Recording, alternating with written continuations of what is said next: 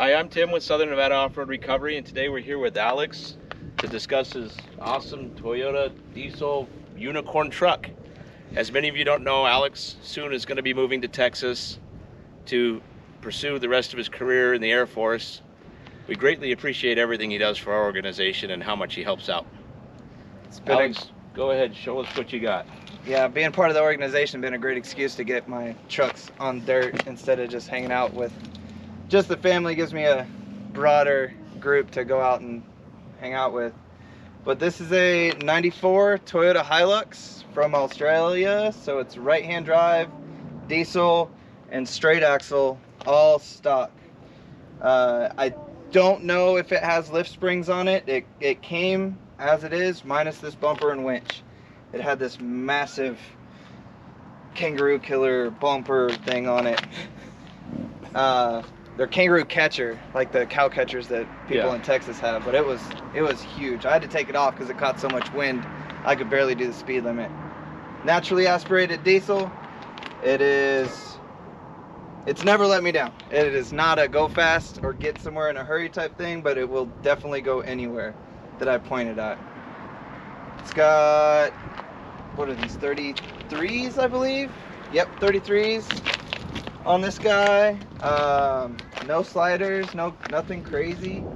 It's just, I bought it, the air conditioning works great, and I drive it to work almost every day. On the inside, it came with this awesome overhead center console that came with all the switches for anything you can think of. It's wired up for everything from an air compressor to white and yellow flashing lights, backup lights, the light bar that came with the truck, all of that's in there. The radio, the VHX, no, those are in the TYT 9800, that's the one I have, is up there.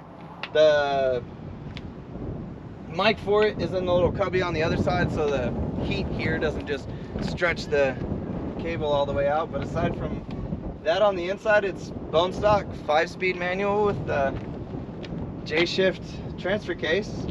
I put a toolbox in there, and it's got all the gear from straps, soft shackles, hard shackles. There's a recovery ring over there.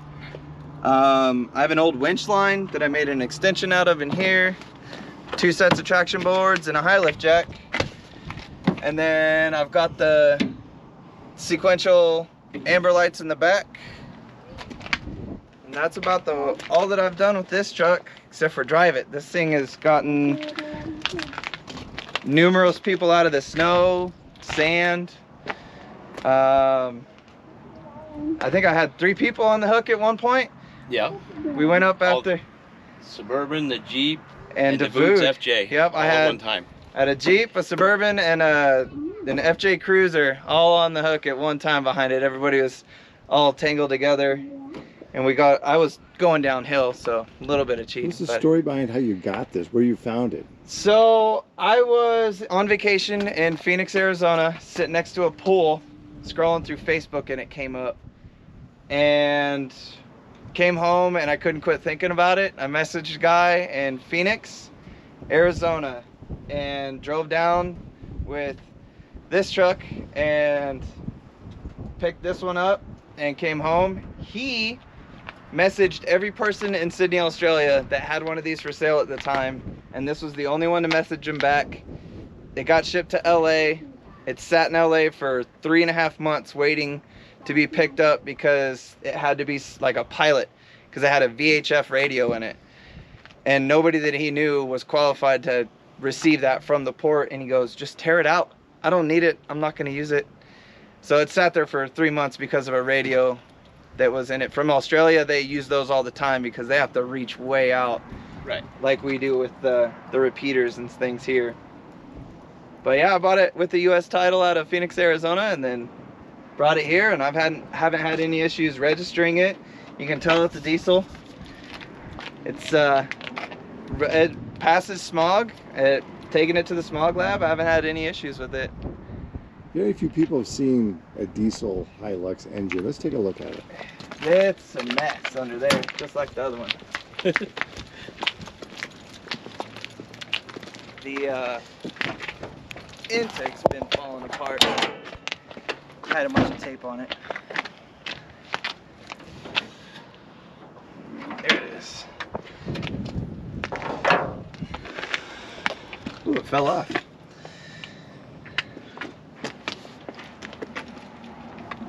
Four-cylinder? Little naturally aspirated 4-cylinder. I haven't gotten around to fixing this thing yet though. That'll do it when I get home. But after the 4Runner gets fixed up, this one's getting pulled out and a turbo is going to go on it to make it more drivable and more efficient. Same engine, turbo though. Yes, I'll rebuild this one and put a turbo on it to make it be able to actually drive up a hill at more than 5 miles an hour. Getting up to Mount Charleston in this thing takes almost an hour from the top end of town versus you take a newer truck, it takes 35 minutes. It's like I said, it doesn't get there fast, but it'll definitely get there and get you out. It's my favorite thing to drive. It gets the most attention for sure. Pull up to people at stoplights and every time a double take because you're sitting next to them. The snorkel would function if I replace that. It's a factory snorkel maybe, or very common snorkel out of Australia. They almost always do those. It has 460,000 kilometers on it and counting. They're definitely living up to the name of the indestructible Hilux. So, other than the engine plans, what else are you planning to do to this? Nothing. That's it? Just Nothing. leave it like this and drive? Yeah, I mean, unless I win the lottery, I'll do 4-link front and rear and FJ80 axles like I did on my other rig.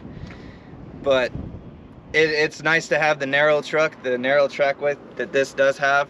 I've already swapped the rear differential to a 2000 Toyota Tacoma rear end, so I can get parts for it, and I can get a locker for it, things like that, but I haven't had any issues going anywhere with the limited slips front and rear. And yeah, the only difference now is the back end's 1 inch wider with the Tacoma versus the stock front. And I like having the two separate ones. This one goes everywhere, and then that one goes everywhere else. Good plan. Yes. And that one's about to be a trailer queen behind the wife's Ram. But aside from that, I think, I don't know how many recoveries we done now. A lot. A lot. I mean, you and I spent most of the winter on the mountain together, so we've probably done 50 recoveries over the in winter, yeah. 2023 alone. I think I'm up to 75 this year total, and 50, 60 at least. Yeah. We're getting there. I was shooting for 100 this year, but Air Force decided to send me somewhere else, so I don't think I'm going to meet my goal. You'll get there. Maybe in Texas. Maybe I'll get a handful yeah. in Texas. You'll be the honorary SNORR member in Texas. Maybe I'll open a chapter down there. We'll see how it goes. See how much free time I have with the new job. Should be fun. Well, thanks. Thank you. Perfect.